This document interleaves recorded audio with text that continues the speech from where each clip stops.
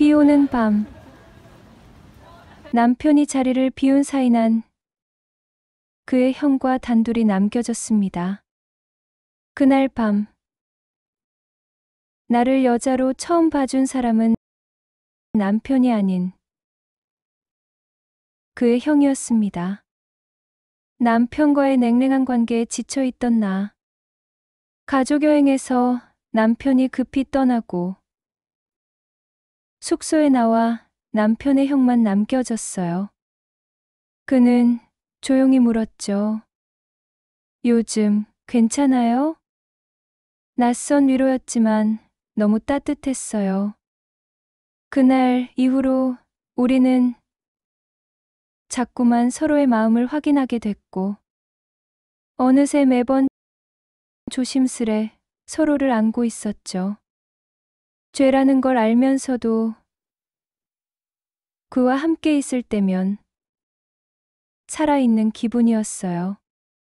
하지만 결국 우리의 비밀은 남편에게 들키고 말았죠. 집은 무너졌고 성도 아내에게 버림받았지만 우린 끝내 서로를 포기하지 않았어요. 지금은 작은 시골 마을에서 조용히 살고 있어요. 세상이 뭐라고 하든 이 사람만큼은 놓칠 수 없었거든요. 안녕하세요. 저는 남편의 형인 시아주머니인 남편의 친형을 사랑하게 되어서 모든 걸 버리고 살고 있게 된 사연을 소개하고자 합니다. 이 영상을 보시기 전에 구독과 좋아요를 눌러주시면 저에게 큰 힘이 됩니다. 감사합니다. 그날은 아침부터 비가 내렸다. 남편과 시댁 식구들이 모처럼 함께 떠난 가족여행이었다. 원래는 시누이 부부도 함께 오기로 했지만 갑작스런 사정으로 불참하게 됐고, 형님도 아내가 친정에 일이 있다고 해서 혼자 참석했다 하지만 도착한 첫날 남편은 회사에 큰 사고가 났다는 전화를 받고 급히 서울로 돌아갔다. 당일치기로 다녀온다던 남편은 결국 돌아오지 못했고, 나는 너무나 어이가 없어서 남편에게 화를 냈고, 남편은 미안하다고 하면서 형한테도 전화해서 잘 좀 봐달라고 부탁했다고 한다. 그러나 나는 어떻게 아주머니랑 둘이서 여기에 있냐고 따져 물었지만 비싸게 숙소비도 냈고 하니까, 그리고 지금은 너무 늦었으니까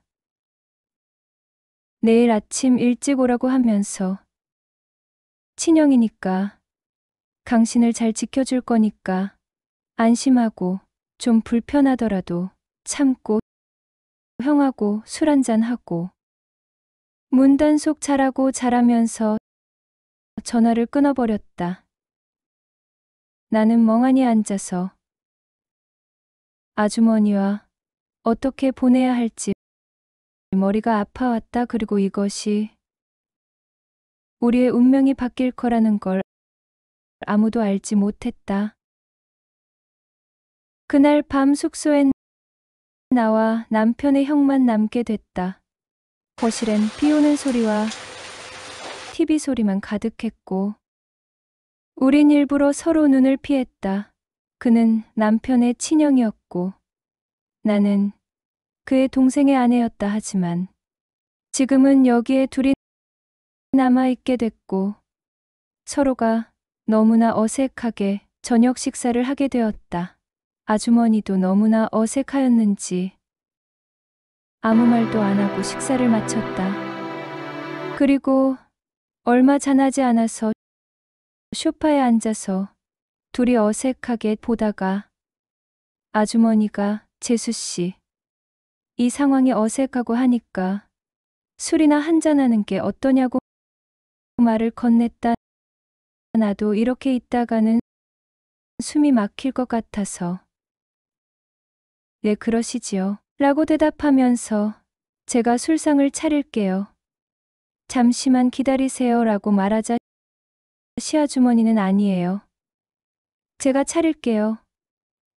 여기에서 TV 보면서 기다리시라고 하면서 일어났고 주방으로 가는 아주머니를 지켜보고 있다가 마음이 불편해서 주방으로 가서 제가 할게요 라고 말했지만 그는 집에서도 힘들게 하실 텐데 여기서는 쉬세요. 그리고 제가 요리를 잘 하니까 맛없을까봐 걱정하시지 마시고 의자에 앉아 계세요 라고 말하면서 김치찌개를 만들고 있었다. 나는 아주머니 음식 잘하는 거 알아요? 하면서 옆에서 도와주었다. 처음에는 어색하였으나 조금씩 어색함은 사라져 가고 그는 많은 말을 하면서 어색함을 없애려고 노력하는 모습이었다. 그러한 모습을 보면서 나도 어느 순간 웃고 있었고 어느 순간 눈이 마주치게 되었다. 그와 나는 얼른 눈을 피하였지만 나도 모르게 가슴이 뛰었고 그도 얼굴이 빨개지는 것 같았다. 그는 분위기를 바꾸려는 듯 큰 기침을 하고 과거의 어린 시절 추억 얘기를 하면서 요리를 하는 모습이 마치 너무나 귀여워 보였고 갑자기 사랑스러워 보인다는 생각에 나는 순간 내가 무슨 생각을 하는 거야 하면서 머리를 흔들었다. 그는 왜 머리를 흔드냐고 묻길래 나는 아무것도 아니에요 하면서 머리를 숙였고 나는 지금의 내 모습이 너무나 어색했다. 그리고 나는 시아주머니의 새로움을 발견하였다.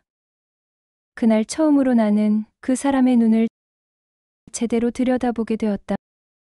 말수가 적고 무뚝뚝한 줄만 알았던 그는 의외로 다정한 구석이 있었다. 식탁을 함께 차리고 잔을 부딪히며 소주를 나눠 마셨다. 그는 조용히 입을 열었다. 요즘은 어떻게 지내요? 재수씨. 그 말에 나는 순간 멈칫했다. 재수씨라는 호칭도 어색했고 그런 질문도 낯설었다. 나는 잠시 말을 고르다 조용히 말했다. 솔직히 말하면 잘 모르겠어요. 외롭고 지쳤고 그냥 하루하루 버티고 있어요. 그가 고개를 끄덕이며 말했다. 나도 그래요. 혼자인 시간이 점점 더 무거워지더라고요. 그는 잔을 비우며 덧붙였다. 예전부터 궁금했어요. 동생이랑은 사이가 어떤지. 나는 말없이 그를 바라보다가 조용히 대답했다. 그냥 오래된 가족 같아요. 대화도 별로 없고 서로 피곤해서 무덤덤하게 살고 있어요. 그가 고개를 숙이며 말했다. 나는 동생을 아끼지만 때론 재수씨가 너무 외로워 보여서 마음이 아팠어요. 나는 고개를 돌렸다. 괜히 눈물이 나올 것 같아서. 눈물을 참으면서 나는 형님하고는 잘 지내시지요? 라고 묻자 그는 술잔을 비우면서 마치 목석과 사는 기분이에요. 성격이 예민하여 각방 쓴 지도 10년이 넘었어요. 그리고 나를 너무 무시하는 말투의 집이 아니라 감옥살이 하는 기분이에요. 집에 가기가 싫을 정도예요 하면서 연속으로 술잔을 비웠다. 나는 그렇군요. 행복하게 사시는 줄 알았는데 하면서 술을 따라주고 나도 술잔을 비웠다. 그는 술을 따라주면서 괜한 소리를 했나 보네요 하면서 머쓱해했다. 나는 아니에요. 외로운 사람들끼리 한잔해요 하면서 술잔을 비우면서 많은 대화를 이어갔다. 이렇게 긴 대화를 해본 게 너무나 오래간만이라서 그런지 몇 병의 술을 비웠는데도 술이 취하지 않는 것 같았다. 그렇게 대화는 길어졌고 나는 울다가 웃다가 점점 더 우리는 술 기운에 그런지 더 친해져 갔고 서로 말도 놓아가면서 어깨에 기대기도 하면서 마치 애인처럼 느껴졌다. 그리고 그때 그가 조심스럽게 말을 했다. 우리 사귀어 볼래요? 동생한테는 미안하지만 나는 예전부터 재수 씨를 마음에 두고 있었어요. 나는 순간 정신이 확 들었다. 그리고 나는 고개를 저었다. 그러면 안 된다고. 형님과 아주머니 동생인 남편이 있는데 그러면 안 돼요 하면서 일어나려고 했더니 그가 내 손을 잡고 다시 의자에 앉히더니 진실한 눈으로 나를 보면서 말을 이어갔다. 서로의 외로움을 나눌 수 있다면 어떨까요? 나는 그 말을 듣고도 한참을 침묵했다. 그저 술김에 나온 거라고 생각했지만 그의 눈은 진지했다. 나는 되물었다. 진심이에요. 그는 내 눈을 바라보며 말했다. 진심이에요. 재수 씨와 함께라면 따뜻할 것 같아요. 난 그렇게 생각했어요. 나는 숨을 삼키며 물었다. 언제부터 그런 생각을 했어요? 그는 부드럽게 웃으며 말했다. 재수 씨가 처음 밥을 차려주던 날이요. 그날 처음 알았어요. 재수 씨가 이렇게 따뜻한 사람이라는 걸. 그 순간 나도 모르게 그의 눈을 바라보았다. 잊고 지냈던 감정들이 천천히 깨어나고 있었다. 나는 혼란스럽고 아주머니가 취하셔서 그럴 수도 있으니 생각해보겠다고 말하고는 방으로 들어왔다. 나는 대충 씻고는 침대에 누워서 눈을 감았다. 그러나 잠이 오지 않았다. 그의 방에서 희미한 불빛이 새어나왔고 나는 조용히 거실로 나갔다. 그는 거기에 앉아 있었다. 담배를 피우며 창밖을 보고 있었다. 나를 보곤 미소를 지었다. 나도 그 옆에 조용히 앉았다. 말없이 비 오는 소리를 듣다가 나는 왜 안 주무세요라고 묻자 그는 재수 씨는 왜 안 자고 나왔냐고 되묻길래 혼란스러워 잠이 안 온다고 했더니 미안해요.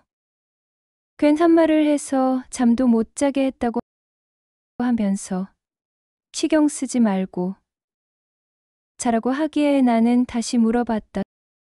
술 마실 때 했던 말 진심이세요? 아니면 술에 취해서 괜한 말을 하신 거예요? 라고 묻자 그는 내 손을 잡더니 이 고백을 해서 재수 씨가 안 받아주면 우리는 영원히 어색해질 거고 파장도 있을 걸 잘 아는데 농담을 하겠냐고 마지막이다 생각하고 진심을 말한 거라고 하면서 내 눈을 바라보았다. 그리고는 나를 안았다. 나는 순간 당황했지만 아무 말 없이 그의 품에 안겼다.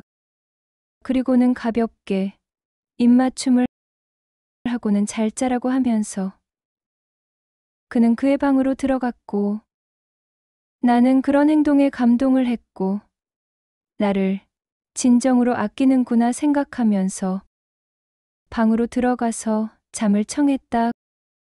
그리고 아침이 되었고 그는 주방에서 아침 식사를 준비하고 있었다. 나는 미안해요. 늦게 일어났네요. 라고 말하자 그는 너무나 따뜻한 말로 우리 공주님 잘 잤어요 하면서 나를 안아주었고 가볍게 입을 맞추면서 맛있게 하려고는 했는데 어떨지 모르겠어 하면서 나를 식탁 의자에 앉히고는 밥을 뜨는 모습에 나는 감동을 받고 눈물이 흘렀다. 그러자 왜 우냐고 당황하면서 묻길래 밥상을 받아보는 게 너무 오랜만이라서 행복해서 그렇다고 하니까 그는 그제서야 가슴을 쓸어내리면서 내가 행복하다면 나도 행복하다면서 나의 손을 잡고 키스를 하였다. 그는 어느 순간부터 말을 놓았고 나도 편하게 그를 대했다. 우리는 그렇게 여행을 마치고 아쉬운 마음을 뒤로하고 각자의 집으로 돌아갔다. 밤늦게 퇴근한 남편은 별말이 없었다. 단지 오느라 고생했다는 말밖에. 그리고는 배고프니 밥 차려달라고 한다.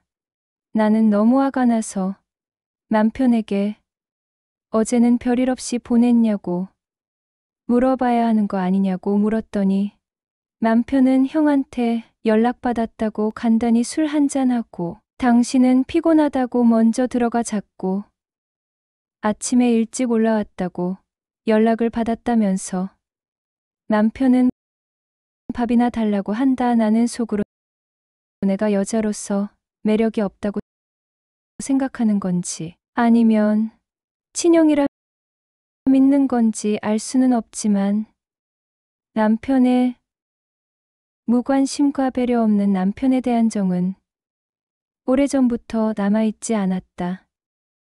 나는 방으로 들어와 어젯밤 아주머니의 자상함과 입술의 부드러움이 더욱 생각이 났다.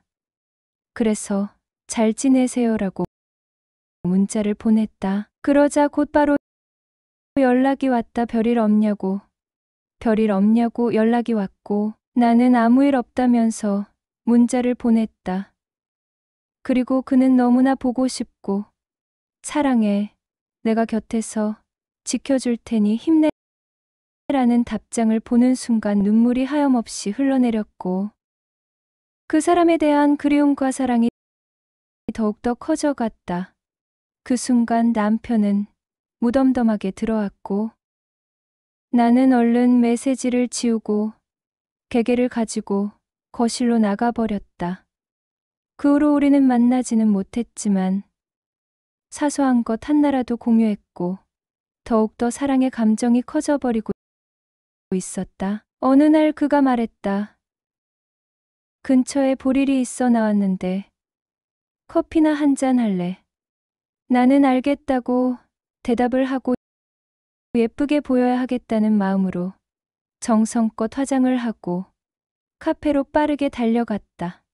오래간만에 느껴보는 설레임에 나는 하늘을 나르는 기분이었고 카페에서 그를 보는 순간 눈물이 흘러내렸다.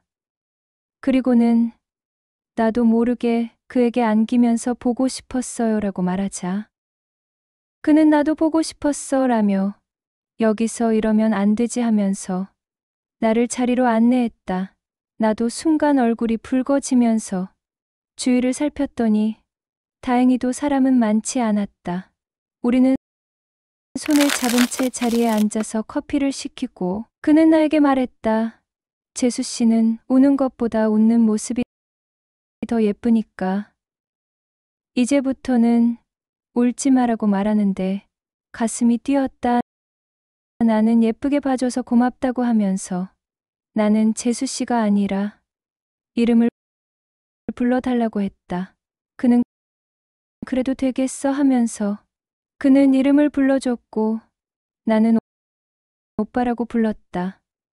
우리는 커피를 마시고 백화점에서 쇼핑을 하면서 즐거운 시간을 보냈고 어느덧 아쉬운 시간이 흘렀고 헤어질 시간이 되었다.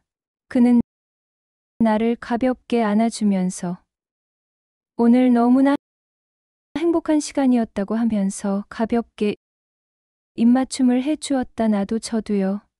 사랑해요라고 말한 뒤 집으로 향했다. 그리고 집에서도 침대에 누워 그를 생각하고 있을 때 그에게서 전화가 와서 오늘 너무 예뻤다고 이제부터는 자주 봤으면 좋겠다는 말에 나는 너무 좋아요, 사랑해요 하고는 마쳤다.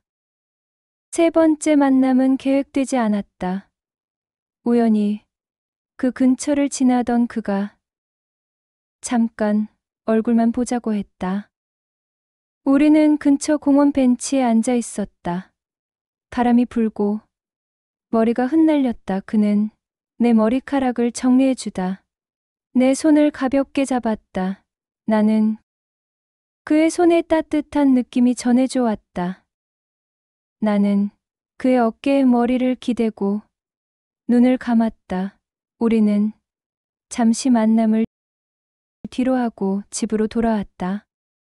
그 따뜻한 손길이 너무 오래 그리웠던 것 같았다. 그날 밤 나는 꿈에서조차 그 사람의 손을 느꼈다. 그 후 네 번째 만남은 그의 생일이었다. 나는 작게 케이크를 준비해 갔고 그는 놀란 표정으로 나를 반겼다. 조용한 방 안에서 둘만의 생일을 축하했고 케이크에 촛불을 끄며 그가 말했다. 내 곁에 있어줘서 참 고마워.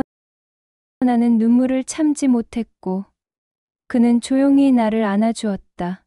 그 품은 따뜻했고 우리는 진한 키스를 나누었다.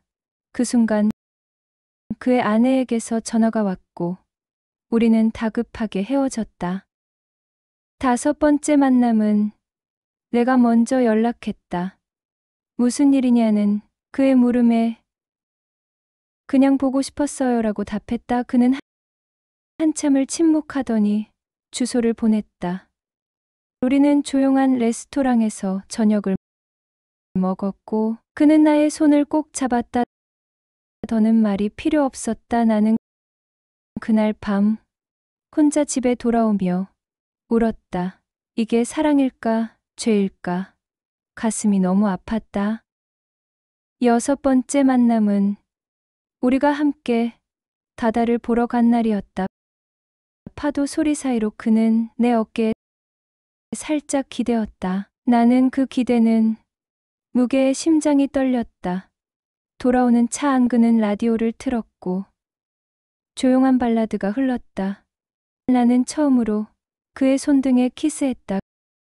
그는 아무 말 없이 손을 꼭 잡아주었다. 일곱 번째 만남, 그날은 비가 내렸다. 처음 우리 둘이 남겨졌던 그날처럼 그는 조용히 말했다. 오늘은 너랑 있고 싶어. 나는 아무 말 없이 고개를 끄덕였고 우리는 함께 숙소에 들어갔다. 그는 내 얼굴을 바라보다가 조용히 다가왔다. 그 손길은 조심스러웠고 나는 그 손길을 피하지 않았다. 우리는 서로를 감싸 안았고 너무 오랜만에 느끼는 체온에 나는 너무나도 흥분이 되었었다. 그 입술이 나의 입술에 닿았고 그 혀가 내 입속으로 들어오면서 마치 사탕을 빨듯이 격렬해졌고 그의 손은 나의 가슴을 한동안 애무를 하더니 그의 손은 점점 더 밑으로 내려오더니 마침내 나의 그곳을 떨리는 손으로 만지면서 애무를 하기 시작했다. 나는 남편이 아닌 남편의 형인 아주머니 입술과 손이 내 몸에 닿은다는 것에 부끄럽고 이래도 될까라는 생각도 잠시 들었지만 그 생각은 잠시뿐이었고 나는 남편에게도 느껴보지 못한 흥분에 온몸이 떨리었고 나는 그의 가슴을 보면서 너무나 크고 단단함에 놀라서 그에게 이렇게 크고 단단한 거 처음 봐요 하면서 속삭였고 그의 가슴에 입을 갖다 대었습니다. 그런 모습을 흐뭇하게 지켜보던 그는 내가 너무나 사랑스럽다고 말하면서 나를 눕히더니 마침내 우리는 한 몸이 되어서 격렬하게 사랑을 했고 우리는 밤을 새워가면서 몇 번이나 그의 사랑을 받아들였고 침대에는 밤새 사랑의 흔적이 젖어 있었다. 나는 이렇게 절정을 느낀 건 처음이라고 그에게 안기면서 말했더니 그는 말없이 내 등을 쓰다듬었다. 그렇게 우리는 서로 아는 채 잠이 들었고 우리는 아침을 맞이했다. 우리는 가볍게 키스를 하고 호텔을 나왔다. 그리고 우리는 서로가 아쉬워하면서 각자 집으로 가야 했고 그는 나를 꼭 안고 말했다. 빠른 시일 안에 다시 만나자고. 항상 보고 싶을 거라고. 그리고 사랑해 그 말에 저도 사랑해요 하고는 우리는 헤어지고 휴대폰을 열어보니 남편에게서 몇 통의 전화와 문자가 와 있었다. 나는 남편에게 전화를 걸어서 어릴 때 친했던 친구를 만나 잡담을 하느라고 전화를 못 받았다고 둘러댔다.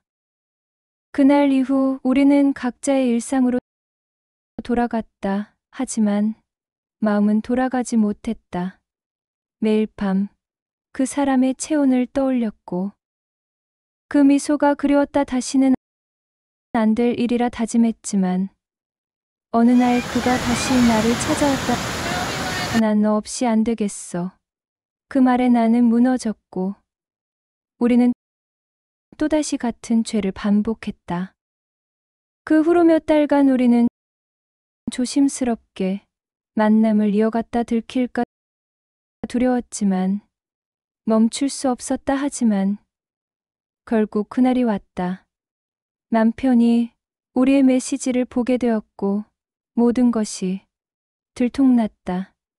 남편은 아무 말 없이 나를 외면한 채 집을 떠났고 나는 하루아침에 무너졌다. 아이의 얼굴조차 똑바로 볼 수 없을 만큼 마음이 피폐해졌고 결국 몇 달 뒤 아이를 데리고 조용한 동네에 이사했다. 남편의 형은 자신의 아내에게 모든 사실을 고백했고 그녀는 나한테 와서 뺨을 때리면서 너희들 절대 용서 못한다고 화를 내었고 나는 무릎을 꿇으면서 죄송해요. 하지만 나는 아주머니를 너무나 사랑해요.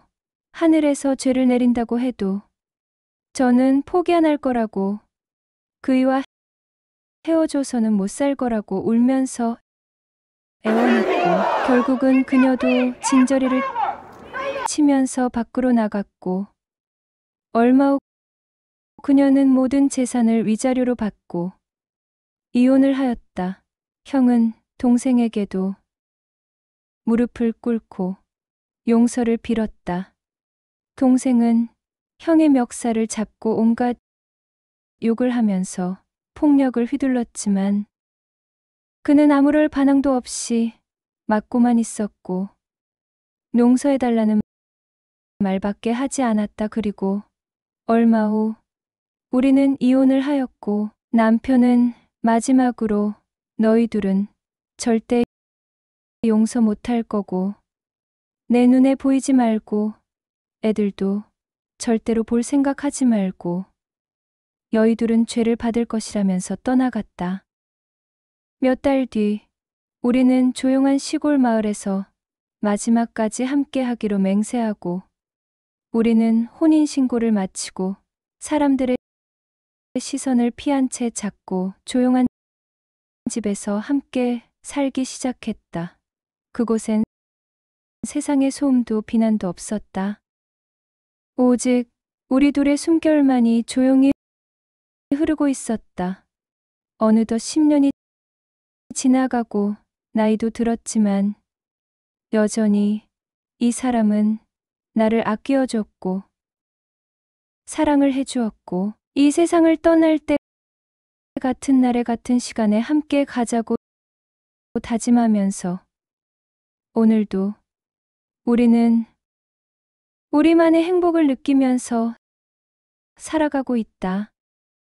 나는 여전히 죄를 안고 살지만 그의 손을 잡고 있을 때만큼은 세상 누구보다도 편안했다. 이제 다시 누군가의 시선을 두려워하지 않기로 했다. 그리고 조용히 카메라를 바라보며 말하고 싶다. 사랑은 때로 죄보다 더 뜨겁습니다. 당신이라면 이 사랑 포기할 수 있었을까요?